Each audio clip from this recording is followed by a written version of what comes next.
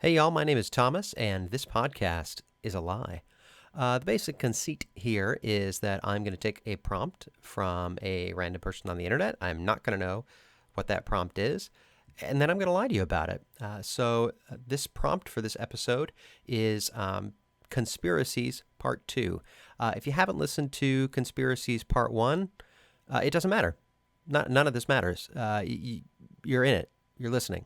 If you want to, it's available, and it was fun, and we had a really good time. So, Conspiracies Part 2.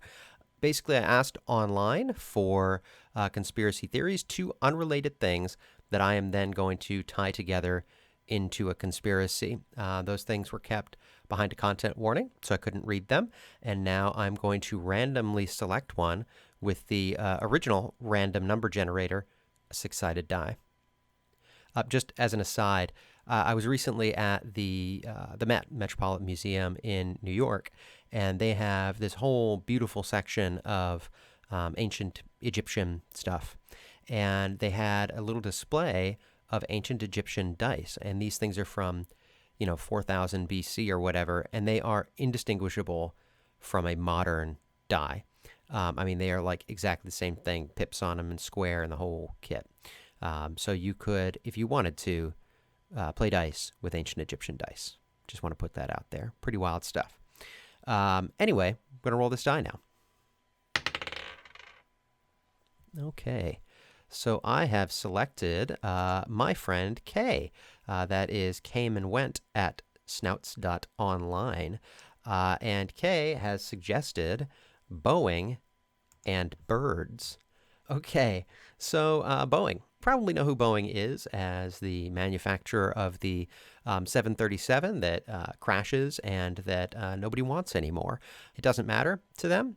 They lost a bunch of money on it, but it doesn't matter. They are one of the largest companies in the world. They do aerospace. They make rockets. They're a massive defense contractor.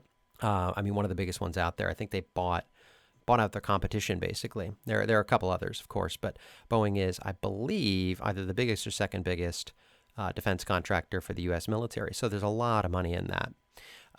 They have been around for a really long time. And like I said, like a lot of airline companies, they are struggling right now. The airline industry generally is struggling.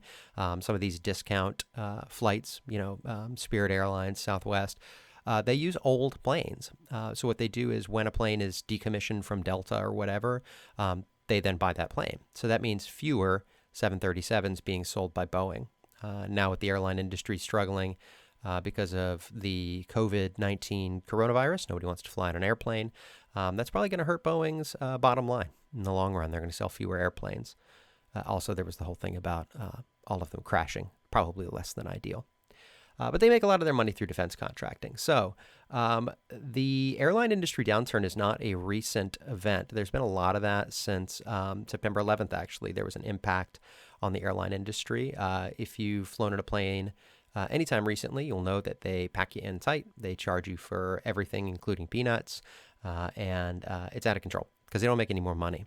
Nobody wants to ride on a plane as much as they used to. Boeing turned primarily to their defense contracting to make money. And the U.S. government needed surveillance of people. So under the Patriot Act, the U.S. government, the NSA, was granted a bunch of surveillance powers that they didn't previously have for actually surveilling U.S. citizens. Now, they aren't out there wiretapping people. That's a frequent theory is that they're out there wiretapping your phone. They don't care about that. They want to watch you. They want to watch you in person. So there are people out there that, put tape over their laptop camera or whatever else. And sure, they are watching you that way. Don't worry about that. They definitely are. But they want to see you in the world. And so what they've done is they turned to Boeing. They turned to Boeing and they said, hey, we need a way to surveil people, to see them out in the world. And there's a sort of another theory where people believe that birds aren't real. And it's kind of out there, right? And what they said is, every bird has been replaced by a drone, an autonomous drone that looks like a bird. And of course, that's absurd. Every bird has not been replaced with a drone.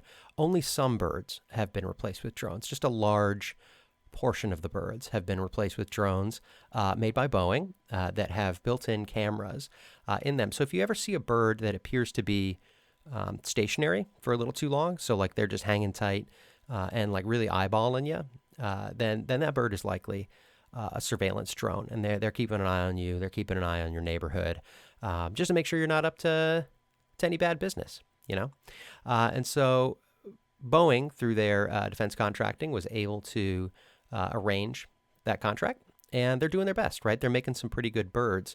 Like I said, they do still stand out a little bit. I had one on my roof just the other day, and it wouldn't stop chirping. It was unnatural, and I think that maybe its voice box or something broke, and it just kept going and going and going. So, yeah, that's it. That's how Boeing and birds are linked together.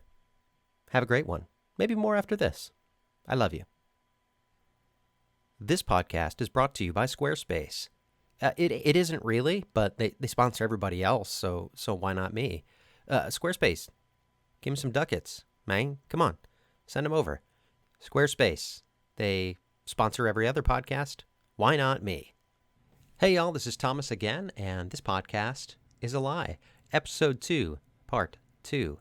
We're still working on conspiracy theories, so you ought to know how this works by now. You listen to Part 1, right? Why wouldn't you? That doesn't make any sense if you just join in the middle. So I'm going to take a random conspiracy provided to me by a random person on the internet, and I'm going to make something up about it. Okay, so rolling the dice. So, all right, Louisa, you are the winner. That is Louisa at mastodon.xyz. Thank you so much for your contribution. Okay, so this one is the Dyatlov Pass incident and D.B. Cooper.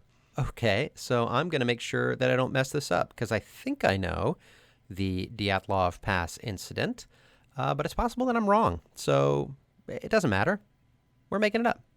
So the Dyatlov Pass incident is happened in Russia in the 1950s, maybe early 60s. And what happened is there were people climbing a mountain, and they made it pretty high up, and they set up their camp, and there was a very, very bad storm, and they holed up in their tent. And then the next day, they never turned up, right? So they never turned up.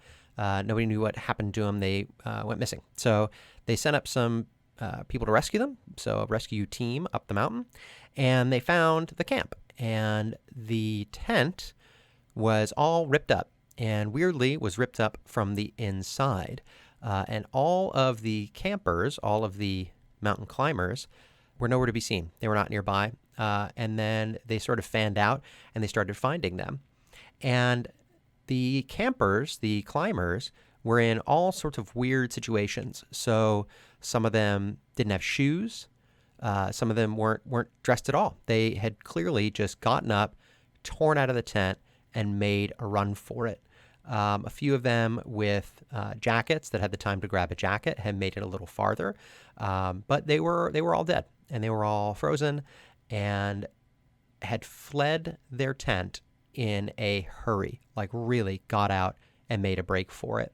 So there are all kinds of theories about, they thought the tent was being covered in snow, or, there was something out there, some kind of creature out there, right? And they made a break for it. But, any kind of like physical damage. I think 2 of them like fell down a gorge or something like that, and were killed when they hit the bottom. But there was no indication that like a creature had attacked them. And so it was a big mystery, right? Like people didn't know what happened to these hikers. And to this day, nobody knows. A couple critical things. They were up really high, right? So they were high altitude situation. And that brings us to D.B. Cooper. Now, D.B. Cooper, you are probably familiar with. D.B. Cooper was in the 1970s. He was a hijacker, so probably the most famous hijacker. He was a handsome guy, really well put together. He was wearing a suit and suit and tie and cool sunglasses. And he got on an airplane, and he, lit up his cigarette and was hanging out. And when they got up high, he hijacked the plane. So he said he had a bomb, and he made him land the plane and said, here's what I want. I want XYZ amount of money. It was a lot of money. And I want some parachutes, more than one parachute. So they brought all that stuff onto the plane and took off again. And he told them to fly to Mexico, right? And this seems like a normal, hostage situation, right? A normal hijacking at this point, as normal as that can be. Give me a bunch of money. I'm going to Mexico. Bye. Well, that's not what happened. So DB, they get up to altitude, and DB has him open the back of the plane, and he takes off his tie, tosses it aside, and puts on a parachute and jumps with the money. So a couple weird things about that. So first and foremost, nobody knows who DB Cooper was. His name was not DB Cooper. In fact, I believe he went on the plane as Dan Cooper, but he was incorrectly identified by a newspaper as DB Cooper, and it stuck because it's a cooler sounding name. The other weird thing was that they gave him a really nice sport parachute, and they gave him like an old-fashioned military parachute. And for whatever reason, he took the old-fashioned military parachute. So a lot of people think that he had, a military background and that he knew how to use that chute better, even though it was old and crummy and not the kind that anybody would want to use in that situation. So DB jumped out of the plane, and he took the money with him, and it was not a clear night, and it was not a good place to jump. And DB landed in the woods of the Pacific Northwest, never to be seen again. None of the money was ever spent. DB Cooper, never seen again. So how does this tie into the Dyatlov Pass incident? Well, the really critical thing here is altitude, right? So there are certain parts of the world where, people that are into like magic, Wicca, stuff like that, they know about this. They're called ley lines. And ley lines, if you want to believe that there's some sort of magic there, something like that, go for it, right? No discrimination against that. But scientifically, they are part of the Earth's magnetic field. They're where that thing is sort of focused. And at a certain altitude, that sort of curvature of that magnetic field actually will affect your reasoning. It will affect the way that you think and the way that you function, the way your brain works. And so that's what that is. And so both the Dyatlov Pass incident and DB Cooper were affected by that magnetic wind, that ley wind, and their reasoning was no longer functioning correctly. So the people in the Dyatlov Pass incident probably thought there was something in the tent, or that their compatriots were trying to hurt them, and they just made a break for it. They weren't reasonable and ran off into the woods. DB Cooper should have taken the better parachute. He probably should have waited till Mexico, right? Or at least for a better place to jump, but he wasn't thinking straight. So he just grabbed a parachute and jumped with no concept of where he was or where he was going to land.